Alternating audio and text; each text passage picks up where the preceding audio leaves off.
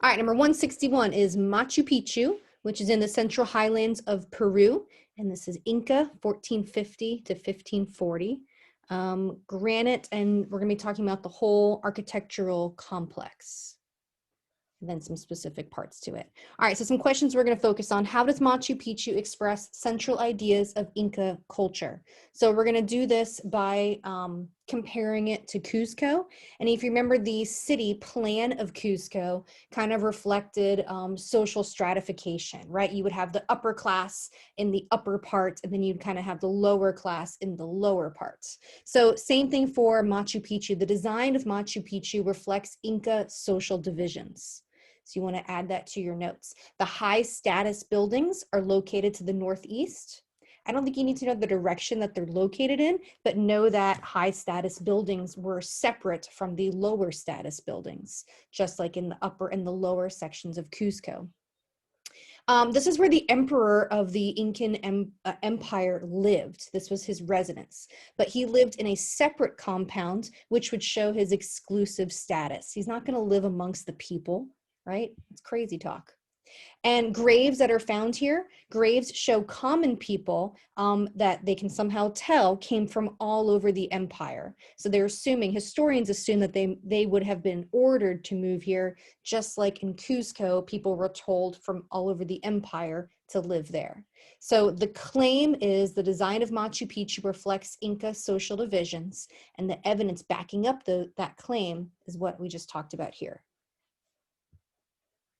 All right, some other comparisons we can make. In Cuzco, you have the Coricancha, which is the golden temple of the sun. It was covered in gold, and it also has that curved wall that would have been covered in gold. Then in Machu Picchu, you have it on your notes in the bottom left, you have the observatory. So write down that is also called or known as the temple of the sun. It has a curved wall as well, just like Coricancha. All right, so this is again reflecting central ideas of Inca culture because these are both worshiping the sun. So the observatory was built right next to the emperor's residence. And that's important because the emperor claimed to be a descendant of the sun god Inti. Inca culture placed great importance on the sun, which makes sense because of the ability to sustain life. And you can also relate that back to an Egyptian artwork. Can you guys remember the piece? So this is just a piece of it, Akhenaton and 3 daughters, and that's Nefertiti, his wife, and then he changed the whole religion to be a monotheistic religion based on the sun. So there's the sun, and then the sun rays coming down have ankhs, which provide life. So it's almost like a breath of life, right, coming down from the sun. All right, one more thing about the observatory. The windows in the observatory align with celestial events. So the sun would shine through one window on the winter solstice and then the other window on the summer solstice. So they're really interested in like calendar events that happen throughout the year, which we can also relate back to Stonehenge, right? We don't know the function of Stonehenge, but it can't be coincidental that things line up so perfectly. Like it has to be, marking of the time and the calendar and the sun. All right, I'm not going to pronounce this right. The Intihuatana stone, what we need to know, this is at the highest point in Machu Picchu. Again, this is also used to observe the sun's movements because of the shadow.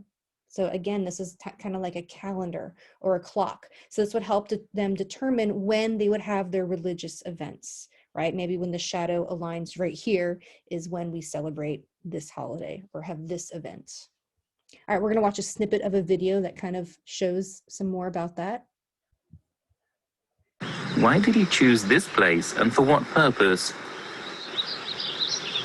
A key to the mystery can be found at the stone pillar at the site's highest point.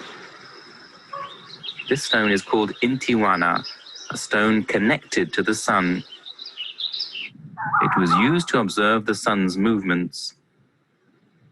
This is the Temple of the Sun. It's on a mountain ridge with no obstacle to the east or to the west. The east wall has 2 windows. The sun shines straight through the left one in the morning on the winter solstice and through the right one on the summer solstice. Machu Picchu was a place devoted to the understanding and worship of the greatest god of all, the sun god. All right, so when it showed you the windows, you probably recognize the shape, right? So we need to also mention that the masonry, the stonework, is very characteristic of Inca. It's easy to recognize. So on the right, we have Cusco, and again, it's these trapezoidal doorways and windows. And then on the left, we have that same shape happening at Machu Picchu. So doorways and windows are also trapezoidal. Do you guys remember why? Anybody? So that and the way the stones fit together. The stones weren't like smooth perfectly. They kind of are on the right, but normally they weren't. They were carved with precision though to fit together without mortar, which is called ashlar masonry, but it would allow for a little bit of movement, that and the trapezoidal doorways, so that the structures could withstand earthquakes, and they have, which is amazing. All right, how is Machu Picchu an expression of power, right? You have the emperor living here. So how is that expressing his power? So the ruler was able to command people across the empire, and he had them all working for the Inca nobility, the Inca upper class. The Temple of the Sun was built next to the emperor's residence. That's something that's also showing his power. We already wrote that. And then mountains, right? This is high up elevation wise in the mountains. So they're very close to these mountain peaks. They're closer to the sun, which is sacred, but these mountains were considered sacred. So the windows were actually made at these intentional views, like where it's framing these sacred mountain peaks so they could see them. And then being among the holy peaks makes it a better royal estate, royal residence for the emperor. All right, and then very characteristic of Machu Picchu, it's very easy to recognize by these terraced fields. So the purpose, the function is to stabilize the mountain by preventing landslides, providing farmland. And what they would grow on this farmland, the main crop would be maize corn, right? Going back to the maize cob, that's corn. And this is important because it is needed for ceremonial purposes. We know because it is used to make beer, and they need that for their rituals.